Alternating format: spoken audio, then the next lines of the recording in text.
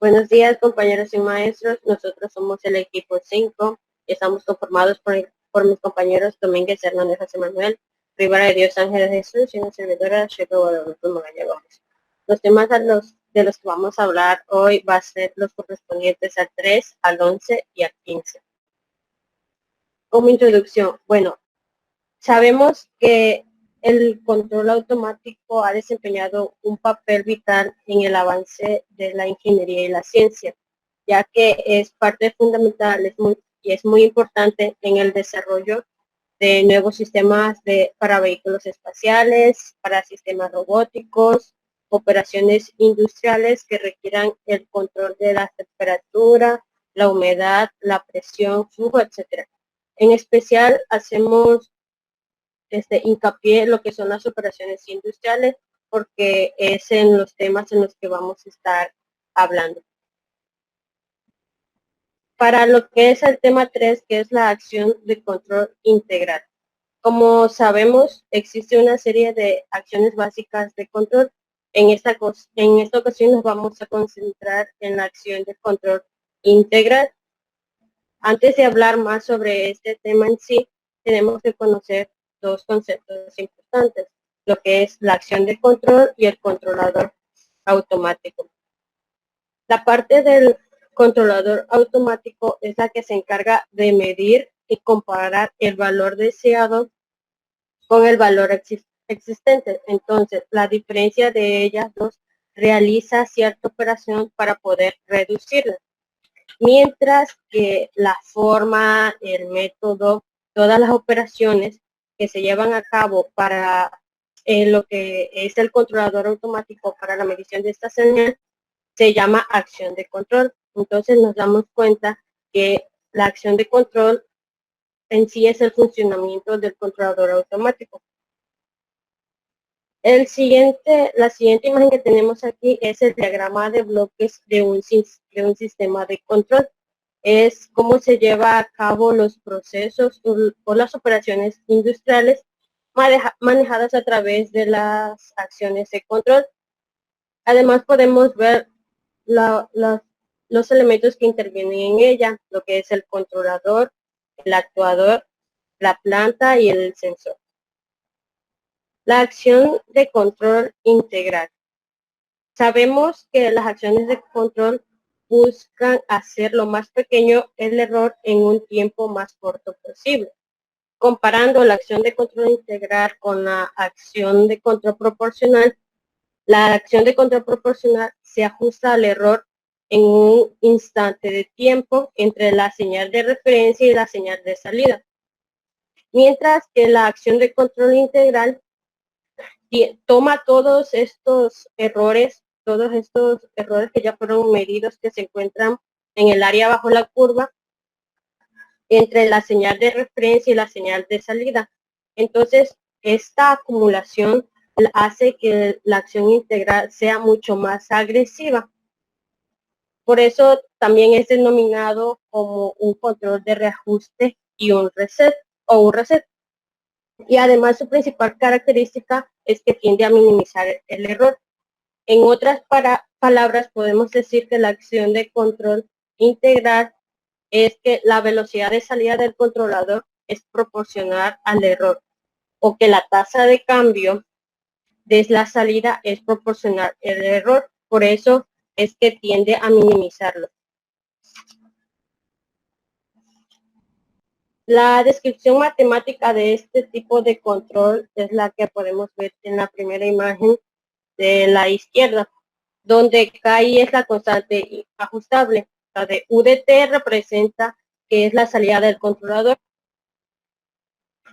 La función de transferencia de la acción de control es la de UDS KI sobre S o ES, o también UDS sobre S. Esta fórmula nos dice que este tipo de acción de control añade un polo en el origen, por lo tanto, el sistema es menos estable. La constante KI, que es la constante ajustable en este tipo de acción integral, también se define de la forma KI igual a KP sobre TI. En especial, este TI es una constante de tiempo integral, pero se utiliza más en los controladores PI de proporcional integral. El diagrama que tenemos aquí es de un sistema de acción integral. La integral representa como la suma o la acumulación de todos los errores presentes en el sistema, lo que ya les había comentado anteriormente. Entonces, esta variación de tiempo puede ser en repeticiones por segundo o en segundos por repeticiones, desde cuando empieza el conteo hasta donde termina. Como vemos en el gráfico, que es respecto también a bajo la ecuación matemática de la cual se rige este sistema de acción, esta acción integral, nuestra variable ajustable es KI. Este parámetro determina qué tan rápido se elimina el error de estado estable. Entre más grande es el valor de KI, creará acciones integrales más amplias, por lo cual el sistema se vuelve mucho más oscilatorio. Es lo que se representa en el gráfico. Nuestra señal de referencia es la azul y nuestra señal roja es KI y la negra. Por eso cuando KI tiene un valor mínimo, en este caso de 0.5, vemos que la curva no hace tanta oscilación. En cambio, la que es negra, que tiene un valor de 2, ya se presentan más oscilaciones. Las ventajas y desventajas de este tipo de acción integral. Como ventaja, que es algo que se destaca mucho en este tipo de acción, es que elimina el error de estado estacionario. Pero sus desventajas es que si no podemos medir, si no podemos hacer variar de alguna forma nuestra KI, la respuesta se vuelve mucho más oscilatoria y también mucho más lenta. Bueno, ahora continuaremos con el tema 11, que es la sintonización de controladores PID. Lo que se pretende con una sintonización de controles PID es encontrar los valores de ganancia de las diferentes acciones de control que hacen más estable al sistema y en menor tiempo. Las constantes que debemos encontrar para sintonizar un controlador es la variable Kp, que es la constante proporcional de la acción de control proporcional, Ti, que es el tiempo integral de la acción de control integral, y Td, que es el tiempo derivativo de la acción de control derivativa. Lo que pretendemos con este método es que haya menos oscilaciones en el sistema y que el tiempo en el que ocurre esto sea mucho menor. Para esto nos enfocaremos en diferentes métodos que existen. La siguiente, por favor. Como es el método de compensación. El método de compensación también incluye lo que es estabilizar el sistema y en menor tiempo. Existen otros métodos como son el método de Cohen-Kuhn, el de Seeger-Nichols y el Chain-Horn-Reswick. Estos métodos son más experimentales y al ser más experimentales resultan ser más tediosos. Todos tienen que ver, por ejemplo, el método de Cohen-Kuhn es un anterior al de Seeger-Nichols y el del Horns es una parte del de Seeger-Nichols, especialmente en el de lazo abierto. Como les mencionaba, estos métodos resultan algo tediosos ya que tenemos que ir variando las ganancias y viendo cómo se comporta el sistema en la parte de su salida. La siguiente, por favor. En este caso veremos el primer método de lazo abierto, que es el primer método de Seeger-Nichols, en el cual se inyecta una entrada de tipo escalón y analizamos su salida. La salida del sistema tiene que ser semejante a una salida del sistema de grado 1, dado que en la función de transferencia que nos plantea Seeger-Nichols, donde GDS es igual a K por E a la menos tau D por S, partido sobre tau por S más 1, donde K es la ganancia del proceso, tau D es el atraso de tiempo y tau consiste en la constante de tiempo del sistema. A partir de estas ganancias o de estas variables podemos encontrar lo que son las otras variables como es TI, TD y KP para las diferentes acciones de control. Por ejemplo, para el P, que es el proporcional, PI, que es el proporcional integral, y el que nos interesa en este caso es el de proporcional integral derivativo. Pero ¿de dónde salen estas variables? La siguiente, por favor. Estas variables salen de la salida del proceso, donde no existe una retroalimentación, por eso se llama un método de lazo abierto.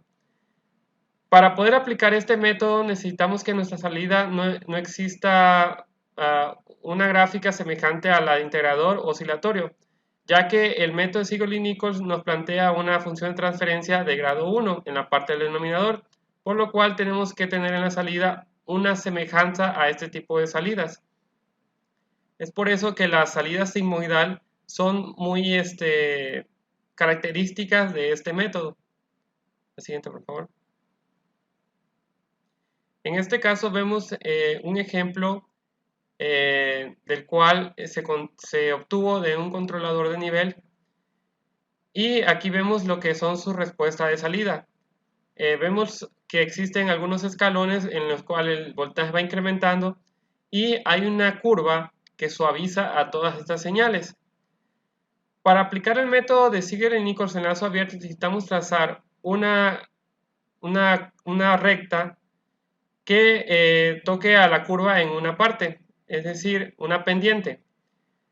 La ganancia del proceso se obtiene en este caso para este sistema nos menciona que es de 0.05, donde TD es el atraso de tiempo, es decir, cuánto tiempo tarda el sistema en reaccionar. En este caso nos dice que es de 2 segundos.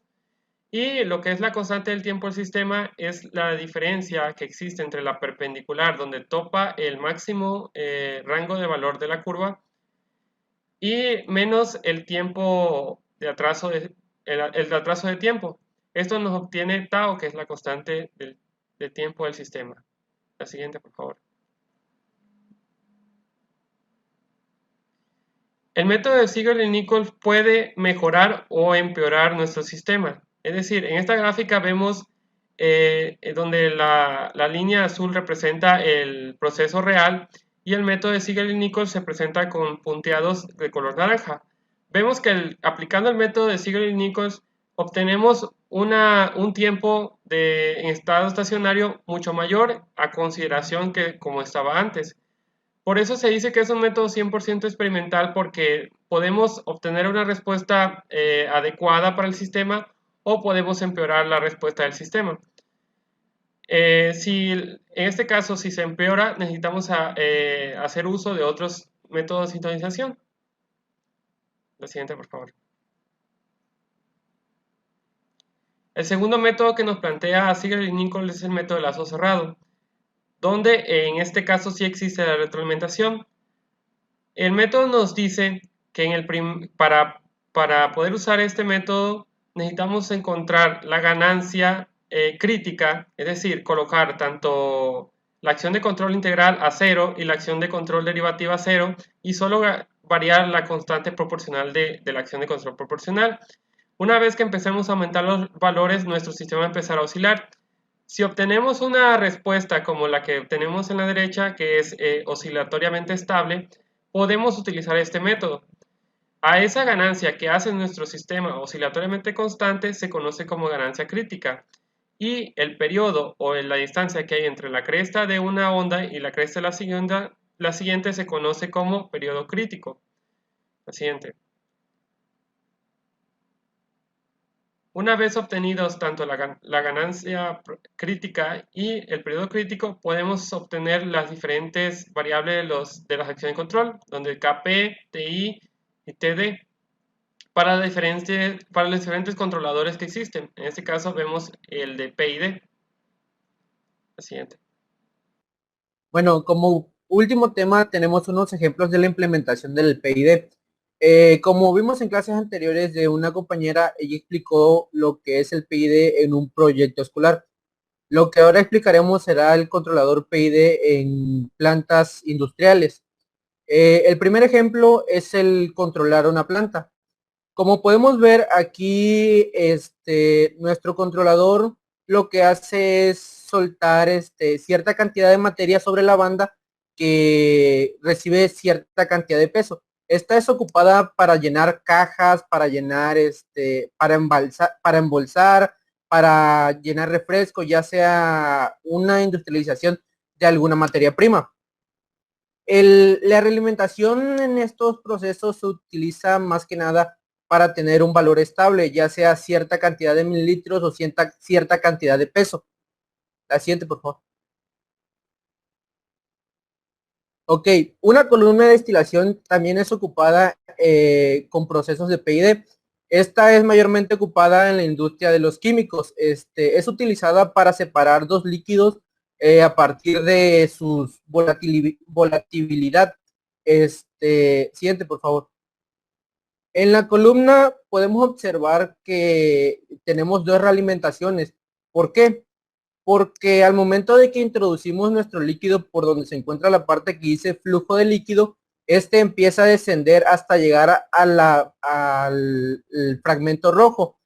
Este va tocando por cada uno de los pisos y se va evaporando. Si llega hasta el fondo y no está con el valor que encontramos o que tenemos en el fondo de nuestra columna de destilación, esta vuelve a ser reinyectada por el rehervidor y vuelve a ser introducida a la columna, haciendo que este vapor suba y llegue hasta la parte superior donde encontramos nuestra segunda realimentación, que es un condensado, y de misma manera evalúa la condensación, evalúa si tenemos el valor que necesitamos. Si este valor no es así, vuelve a reinyectar el condensado, pero ahora con reflujo. Y así el proceso se repite hasta que lleguemos al valor estimado que tengamos en cada una de nuestras realimentaciones. Así pueden pasar varios procesos, pueden ser 2, 3, 4 o las veces que sea necesario para que el proceso llegue al valor que necesitamos. Siguiente, por favor.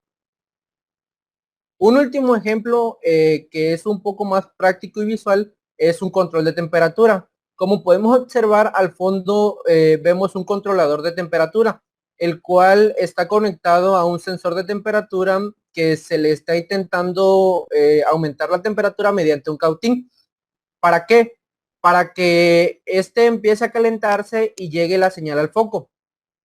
Tenemos una realimentación de que cuando el foco llegue a una temperatura de 29 grados, este automáticamente se apague.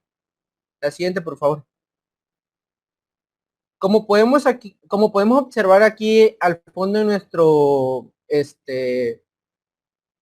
sensor ya sobrepasó los 29 grados o 29 puntos que tenemos como realimentación. Una vez que esté sobrepasada o llegada a ese punto, el foco automáticamente se apaga para que este deje de transmitir calor o la temperatura. Este es ocupado en procesos de calefacciones. Se empieza a calentar dicho tanque, por así decirlo, se empieza a meterle flama para que este caliente y llegue hasta cierta temperatura. Cuando llega a la temperatura adecuada, automáticamente el gas deja de fluir y la llama se apaga. El siguiente. Una vez que el sensor se comienza a enfriar, automáticamente nuestro sensor empieza a mandar una señal al foco que detecta que empieza a disminuir el calor. Por lo tanto, empiezan a haber oscilaciones dentro de nuestro sistema. Y son las palpitaciones leves que podemos observar en el foco. Estas palpitaciones tratan de quedar en lo que es nuestra alimentación, nuestro 29%. Busca la manera de administrar una ganancia y que nuestro controlador quede automáticamente en 29 para que no se caliente de más ni se enfríe de más. Siguiente. Ok, eso es todo por nuestra parte. Muchas gracias.